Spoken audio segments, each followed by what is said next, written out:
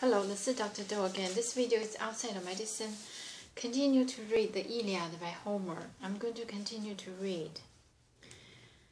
The brisk commands he issued pleased them all. Heralds brought the water at once and rinsed their hands, and the young man brimmed the mixing bowls with wine and tapping first drop for the god in every cup. They poured 4 rounds for all. Libations finished, every envoy having drunk to his heart's content. The party moved out from Atreus' shelters. Nestor, the old driver, gave them marching orders, a sharp glance at each.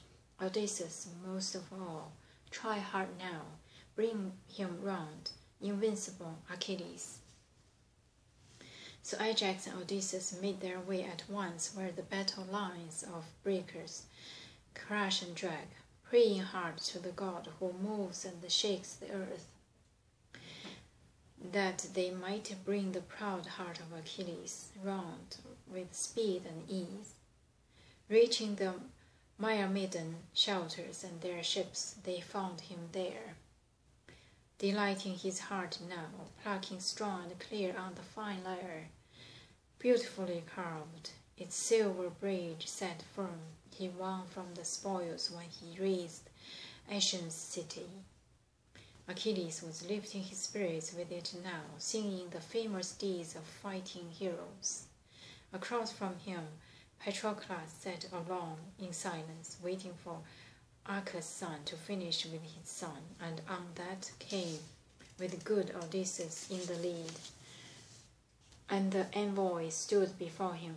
Achilles, startled, sprang to his feet, the lyre still in his hands, leaving the seat where he had sat in peace, and seeing the man, Patroclus rose up too as the famous runner called and waved them on.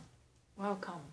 Look, dear friends, have come our way. I must be sorely needed now, my dearest friends, in all the king's armies, even in my anger.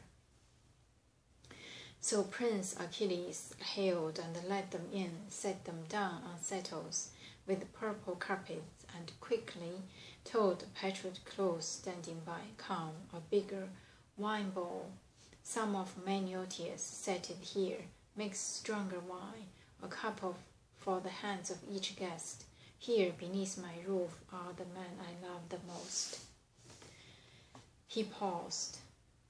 Patroclus obeyed his great friend, who put down a heavy chopping block in the fire light, and across it lay the sheep chain, a fat goat, and the long back cut of full-grown pig, marbled with land. Automedion held the meats, while lordly Achilles carved them into quarters, cut them well into pieces, pierced them with spits, and Patroclus raked the hearth, a man like a god making the fire blaze. Once it had burned down and the flame died away, he scattered the coals and stretched the spitted meat across embrace, raising them up upon supports and sprinkles clean pure salt. As soon as the roast were done and spread on platters, Patroclus brought the bread, set it out on the board in ample wicker baskets. Achilles served the meat, then face to face with his noble guest Odysseus, he took his seat along the further wall.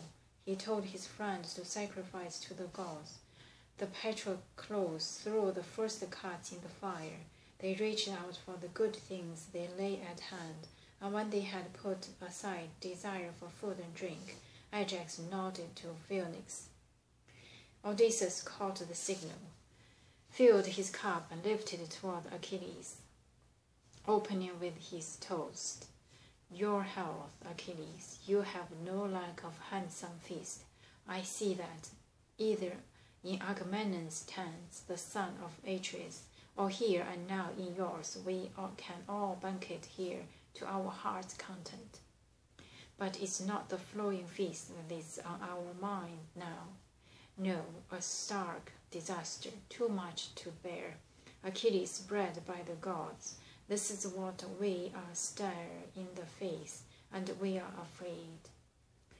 All bands in the balance now, whether we save our benched ship, or they are destroyed, unless, of course, you put your fighting power in harness. They have pitched the camp right at our ships and rampart. Those brazen Trojans, they and their far-famed allies. Thousands of fire blaze throughout their armies. Nothing can stop them now. That's their boast. They will hurl themselves against our blackened hulls. And the son of Cronus sends them sign on the right. Zeus' fireboats flashing, and headlong Hector, delirious with his strength, rages uncontrollably, trusting to Zeus.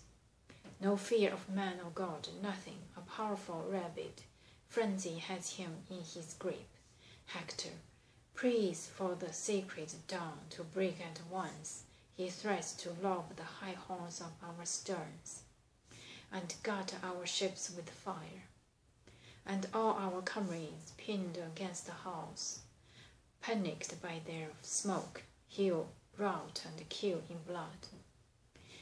A nightmare, I fear it, with all my heart. I fear the gods will carry out his threats, and then it will be our fate to die in Troy, far from the styling land of Argos.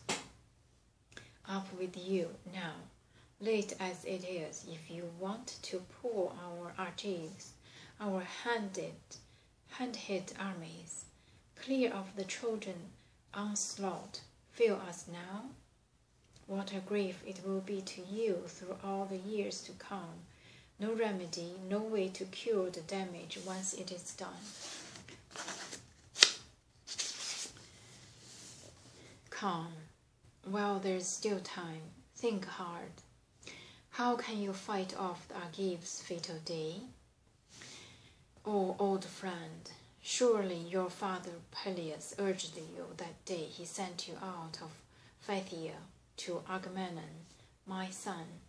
Victory is what Athena and Hera will give, if that they so choose. But you hold in check that proud, fiery spirit of yours inside your chest. Friendship is much better.